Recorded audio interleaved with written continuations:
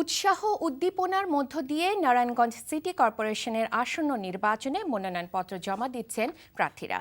দুপুর পর্যন্ত নারায়ণগঞ্জ ক্লাব অডিটোরিয়ামে আওয়ামী লীগ মনোনীত ডাক্তার সেলিনা হায়াত আইভী ও বিএনপি মনোনীত অ্যাডভোকেট সাখাওয়াত হোসেন খান সহ 4 জন মেয়র পদে মনোনয়ন জমা দিয়েছেন।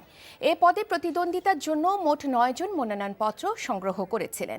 নৌকা প্রতীকে সাবেক মেয়র ডাক্তার সেলিনা হায়াত আইভী ও ধানের শীষ প্রতীকে 7 খুন মামলার বাদী পক্ষের প্রধান আইনজীবী অ্যাডভোকেট সাখাওয়াত হোসেন খান উভয়ই নিজেদের যোগ্য প্রার্থী মনে করছেন। পাশাপাশি দলীয় প্রতীকে তাদের নির্বাচিত করার জন্য সহায়ক হবে বলে মনে করেন তারা। এদিকে বিএনপি প্রার্থী লেভেল প্লেইং ফিল্ডের দাবি আমলে নেবেন বলে জানিয়েছেন রিটার্নিং অফিসার।